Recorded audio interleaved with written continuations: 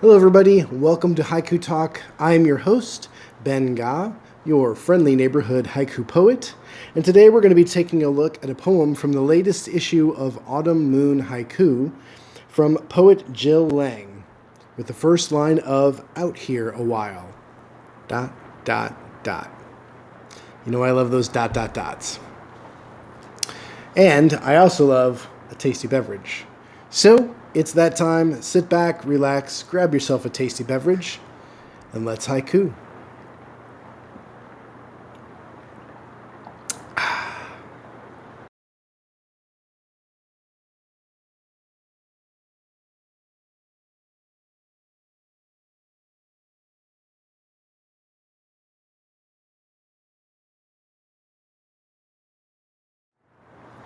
Welcome back, everybody. Good to be with you here on this fine, cold December rainy night here in St. Louis. And this poem, man, there are a lot of good poems in this issue, but this poem is one of those almost quintessential type haiku moments that, man, I read this and I'm like, yep. If I was going to say what's a haiku, and I use this as an example, people would go, yeah, I get it. I get it. So it's a good one. And without further ado, let's get to the piece.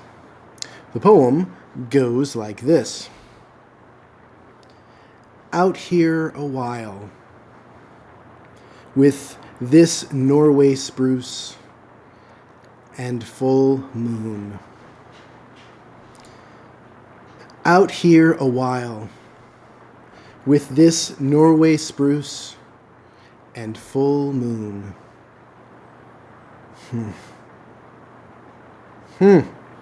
Yeah, right? I mean,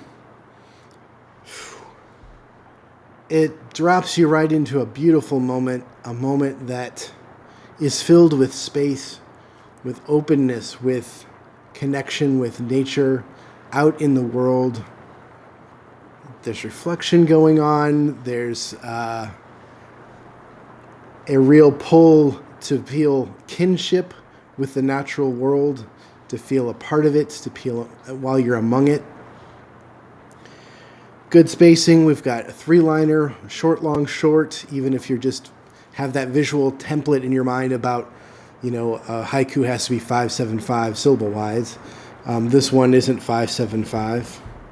But it looks like a haiku to people that were taught that way. They're not gonna bat an eye at that. And it's just, a classic example of what a haiku moment is, at least in my mind. Very well done, Jill Lange.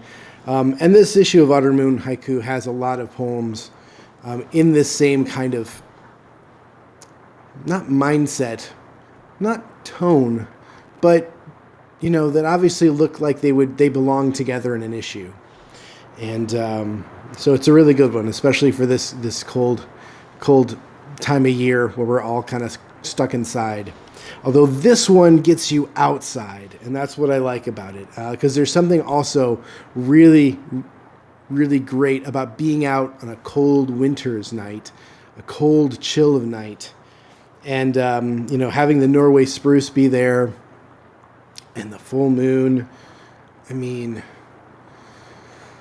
I want to go to here. I'm so happy that I get to travel to this place in my mind with this poem and experience this, because I want to be here right now. I want to be here right now real bad. This is great. So let's take a look at how this is constructed. It is somewhat of a fragment in phrase, but it also kind of runs together as one long phrase with 3 beats. And you generally don't want to have a poem that runs like one long sentence that's kind of broken up by line breaks. And this one isn't quite that. It doesn't really have, I guess, truly a fragment in phrase. It's out here a while with this Norway spruce and full moon. And why it's not is because that first line, out here a while, does give you space as if it could be a fragment. But then line 2 brings you in with this Norway spruce, with this Norway spruce. So it ties itself directly to line 1. And then when we get to line 3, and full moon, it's another image that ties us back to being out there a while. And so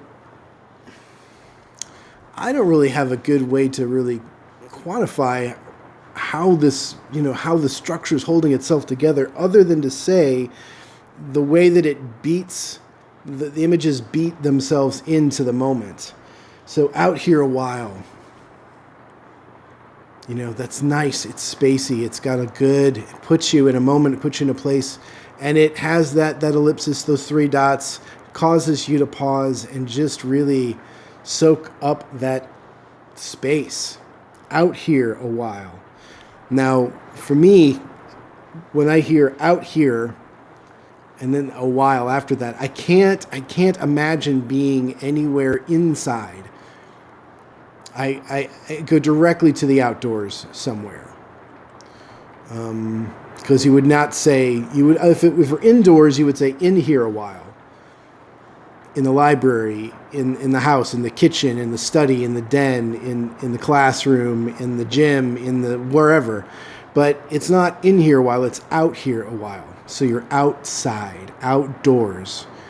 And by putting the first line, again, with those 3 words, outdoors, it uses the third S of the haiku language, which is suggestive. Again, those 3 S's are simple, succinct, and suggestive. And we do have simple language here. It is very succinct. But the suggestiveness of just leaving it open, being out here a while, allows your imagination, allows your senses to kick in and pull in an experience from your life. Very well done. And then line 2 with this Norway spruce, it just adds color to where you are outside. So now you're somewhere specific that we're out there for a while with this specific tree. Now there might be other trees around, there might be other Norway spruces around, but we're out here around a while with this Norway spruce. And that specificity of that specific tree is a key to why this poem works.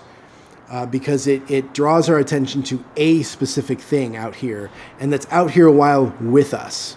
So we are in communion with this Norway spruce. And then again, it wraps to line 3, and full moon, which adds another element to that phrase, but another image to be in touch with being outside. So you're not only there grounded, rooted in the soil with this Norway spruce, but you're also out there a while, rooted in the heavens with the moon, and not just any moon, a full moon. So you're really out there. You're really just taking it in, soaking it in, being connected to everything. And man, wow, what a moment to be captured. Again, so well done. So much so that I kind of all over the place in my description of this. I'm not following the normal structure. It's just I'm out here in it, man. This is a wonderful poem. So thanks, Jill Lange, for this piece. Thank you, Autumn Moon Haiku. Do check that out. And thank you for tuning in. It's good to share another little moment with you. Hope all is right and well in your world. And hopefully, as the year draws to a close, it draws to a close kindly and gently. And we can all start the new year fresh and new. Until next time, thanks. Peace.